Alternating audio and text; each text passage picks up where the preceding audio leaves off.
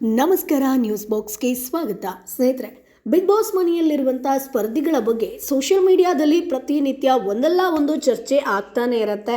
ಅವರ ಒಂದು ಬ್ಯಾಕ್ಗ್ರೌಂಡ್ ಆಗಿರ್ಬೋದು, ಅವರಿರುವಂಥ ಮನೆ ಆಗಿರ್ಬೋದು, ಅಥವಾ ಅವರ ಒಂದು ಜೀವನ ಶೈಲಿ ಆಗಿರ್ಬೋದು, ಅವರಿಗಿರುವಂಥ ಒಂದಷ್ಟು ದುಶ್ಚಟಗಳಾಗಿರ್ಬೋದು, ಇವೆಲ್ಲದರ ಬಗ್ಗೆ ಚರ್ಚೆ ಆಗ್ತಾನೆ ಇರುತ್ತೆ. ಇದೀಗ ಬಿಗ್ ಬಾಸ್ ಹನುಮಂತನಿಗೆ ಇದೊಂದು ದುಶ್ಚಟ ಇದೆಯಾ ಅನ್ನುವಂಥ ಪ್ರಶ್ನೆ ಕೂಡ ಸೋಷಿಯಲ್ ಮೀಡಿಯಾದಲ್ಲಿ ಸಿಕ್ಕಾಪಟ್ಟೆ ಹರಿದಾಡ್ತಾ ಇದೆ. ಅದರ ಜೊತೆಗೆ ಒಬ್ಬರು ಕ್ವಶನ್ ಅನ್ನ ಕೂಡ ಕೇಳಿದ್ದಾರೆ, ಅವರ ಸ್ನೇಹಿತ ಆನ್ಸರ್ ಅನ್ನ ಕೂಡ ಕೊಟ್ಟಿದ್ದಾರೆ. ಹಾಗಾದ್ರೆ ಆ ದುಶ್ಚಟ ಏನು, ಇವೆಲ್ಲದರ ಬಗ್ಗೆ ಕಂಪ್ಲೀಟ್ ಮಾಹಿತಿಯನ್ನ ಹೇಳ್ತೀವಿ. ಅದಕ್ಕಿಂತ ಮುಂಚೆ ನಮ್ಮ ಚಾನೆಲ್ ಅನ್ನ ತಪ್ಪದೇ ಸಬ್ಸ್ಕ್ರೈಬ್ ಮಾಡಿ.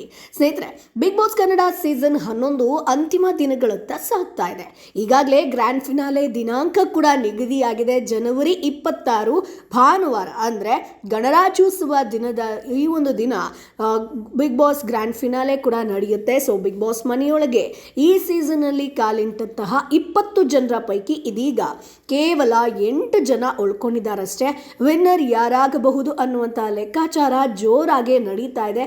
ಈ ವಿನ್ನರ್ ಯಾರು ಅನ್ನುವಂಥ ಪ್ರಶ್ನೆಗೆ ಜೋರಾಗಿ ಕೇಳಿ ಬರ್ತಿರುವಂತಹ ಒಂದೇ ಒಂದು ಹೆಸರು, ಅದೇನಪ್ಪ ಅಂತಂದ್ರೆ ಹಾಡುಗಾರ ಹನುಮಂತ.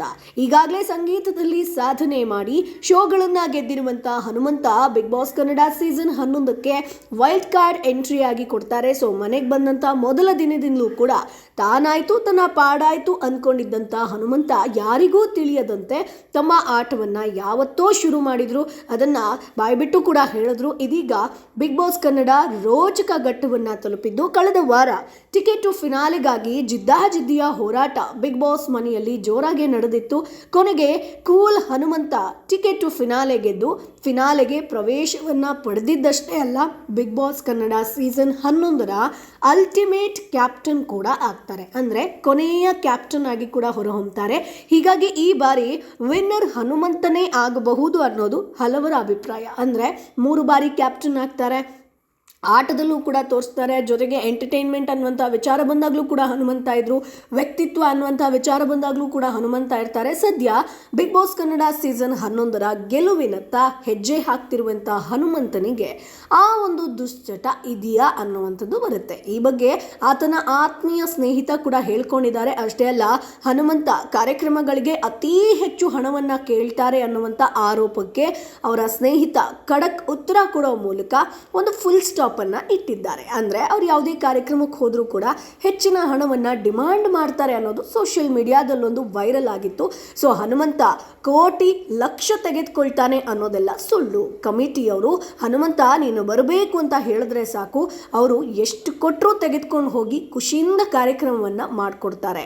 ಹನುಮಂತ 30-50 ಸಾವಿರ ಹಣ ತೆಗೆದುಕೊಳ್ಳೋದಿಲ್ಲ, ಅದೆಲ್ಲ ಸುಳ್ಳು.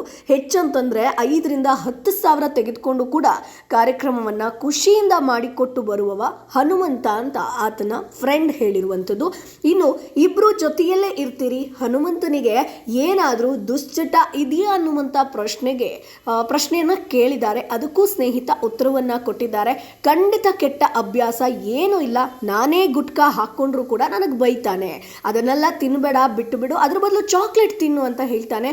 ನಾನು ನೋಡಿರೋ ಹಾಗೆ ಹನುಮಂತ ₹1 ಚಾಕ್ಲೇಟ್ ಹಾಗೆ ಹ್ಯಾಪಿಡೆಂಟ್ ತಿನ್ನೋದು ಬಿಟ್ರೆ ಬೇರೆ ಏನೂ ಇಲ್ಲ. ಆತನಿಗಿರುವಂಥದ್ದು ಒಂದೇ ಒಂದು, ಅದು ದುಶ್ಚಟ ಅಲ್ಲ, ಬದಲಾಗಿ ಚಾಕ್ಲೇಟ್ ಅನ್ನ ಯಾವತ್ತಿಗೂ ಕೂಡ ತಿಂತಾ ಇರ್ತಾನೆ ಅನ್ನುವಂಥದ್ದನ್ನ ಕೂಡ ಆತನ ಫ್ರೆಂಡ್ ಹೇಳ್ಕೊಂಡಿದ್ದಾರೆ. ಸೊ ಸೋಷಿಯಲ್ ಮೀಡಿಯಾದಲ್ಲಿ ಹನುಮಂತನ ಬಗ್ಗೆ ಈಗ ಈ ಫಿನಾಲೆ ಹತ್ರ ಬರ್ತಿದ್ದಂಗೆ ಸೋಷಿಯಲ್ ಮೀಡಿಯಾದಲ್ಲಿ ವೈರಲ್ ಆಗ್ತಿರುವಂಥದ್ದು ದುಶ್ಚಟ ಇದೆಯಾ, ಆತನ ಮನೆ ಬಗ್ಗೆ ಆಗಿರ್ಬೋದು, ಆತ ಕೋಟಿ ಡಿಮಾಂಡ್ ಮಾಡ್ತಾನೆ ಅನ್ನೋದಾಗಿರ್ಬೋದು, ಇವೆಲ್ಲವೂ ಕೂಡ ಸುಳ್ಳು ಅನ್ನುವಂಥ ವಿಚಾರಕ್ಕೆ ಆತನ ಫ್ರೆಂಡ್ ಫುಲ್ ಸ್ಟಾಪ್ ಇಟ್ಟಿದ್ದಾರೆ. ಸೊ ಸ್ನೇಹಿತರೆ, ನಿಮ್ಮ ಪ್ರಕಾರ ಈ ಬಾರಿಯ ಬಿಗ್ ಬಾಸ್ ಸೀಸನ್ 11ರ ವಿನ್ನರ್ ಹನುಮಂತ ಆಗ್ತಾರಾ? ನಿಮ್ಮ ಅಭಿಪ್ರಾಯ ಏನು ಅದನ್ನ ಕಮೆಂಟ್ ಬಾಕ್ಸ್ ಮೂಲಕ ತಿಳಿಸಿ. ನಮ್ಮ ಚಾನೆಲ್ ಅನ್ನ ಸಬ್ಸ್ಕ್ರೈಬ್ ಮಾಡಿ, ಸಪೋರ್ಟ್ ಮಾಡಿ. ಬಿಗ್ ಬಾಸ್ ಸೀರಿಯಲ್, ಸಿನಿಮಾ ಬಗ್ಗೆ ಸಾಕಷ್ಟು ಅಪ್ಡೇಟ್ಸ್ ಅನ್ನ ಹಾಕ್ತಾ ಇರ್ತೀವಿ. 1 ಲಕ್ಷ ಸಬ್ಸ್ಕ್ರೈಬರ್ಸ್ ಆಗಬೇಕು ಅನ್ನುವಂಥದ್ದು ನಮ್ಮ ಕನಸು. ಆ ಕನಸಿಗೆ ನಿಮ್ಮ ಸಹಕಾರ ತುಂಬಾ ಇಂಪಾರ್ಟೆಂಟ್. ಸೊ ಹಾಗಾಗಿ ಚಾನೆಲ್ ಅನ್ನ ಸಬ್ಸ್ಕ್ರೈಬ್ ಮಾಡಿ, ಜೊತೆಗೆ ಒಂದಷ್ಟು ಜನರಿಗೆ ಶೇರ್ ಕೂಡ ಮಾಡಿ, ಸಬ್ಸ್ಕ್ರೈಬ್ ಮಾಡೋದಕ್ಕೆ ಹೇಳಿ.